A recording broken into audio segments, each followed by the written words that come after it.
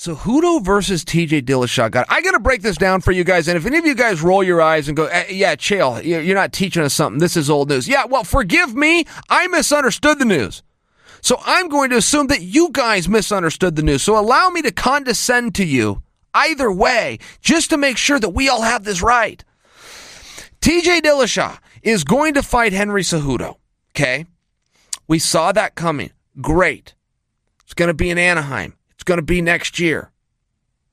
They're doing away, at least by rumor, with the flyweight division. Real obvious. What do you do with Cejudo? Well, you got to bump him up. You can't get rid of the division and punish Cejudo, who just came in and took out the greatest fighter to have ever done it in Demetrius Johnson.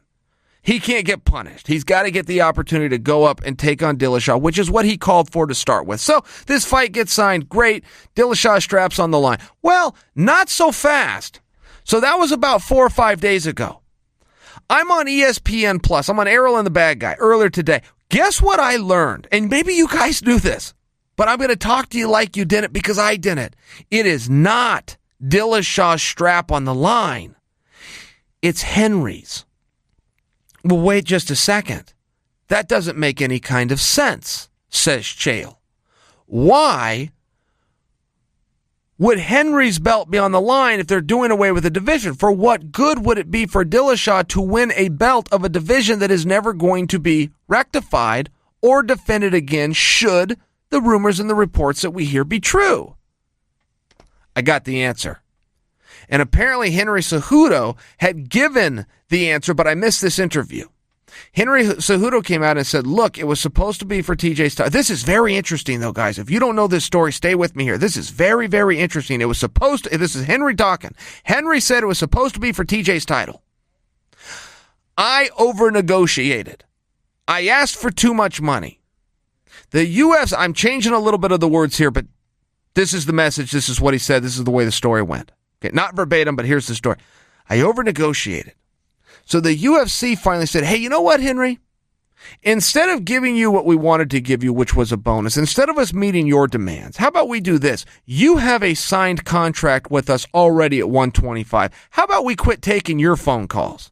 How about we just go and butter up TJ Dillashaw, deal with one side of this? We'll send TJ down. We will give you nothing extra. We will lock you into the contract that you've already signed. We will send TJ down, and you will be forced to defend your championship. Oh, and by the way, about that division that by rumor could be going bye-bye. For you to move up to 135 and for you to have the title at 135 would have offered you personally security. Because TJ's coming down to 125. If he takes your belt away, you no longer have security.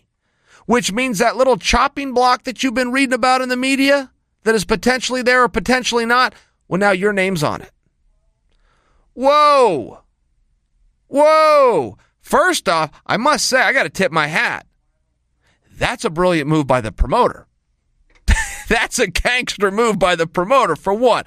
Henry's not going to like hearing that, but he needs to tip his hat as well and go, okay, well, I got beat in that negotiation. Secondly, very compelling story that TJ is going down and the reasons why I feel that that is the better promotion of the fight. Much like we just saw with Cowboy Cerrone and Mike Perry, where all of a sudden the gym of Jackson Wink inserts himself and Coach Wink specifically.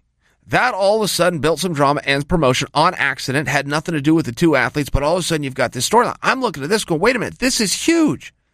These two are going to fight. Henry was supposed to be able to go up. Be protected in that he would still be the world champion at 125, even if they want to do away with it. It's still a piece of history. If they do away with that division when Henry's the sitting champion, that becomes a championship that Henry Cejudo never lost. Imagine that 10 and 20 and 50 years from now. To be the last champion.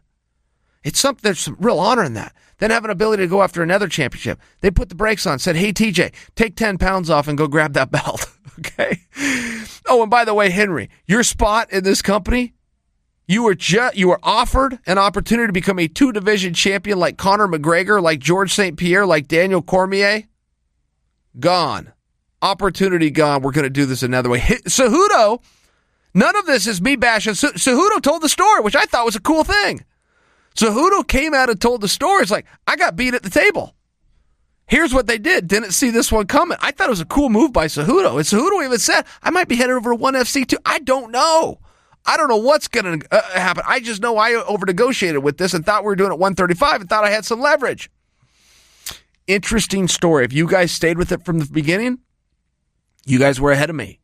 But if you didn't stay with it from the beginning, and I just broke that down for you, certainly, that is one of the more compelling things that you've been told in this sport in a meaningful period of time.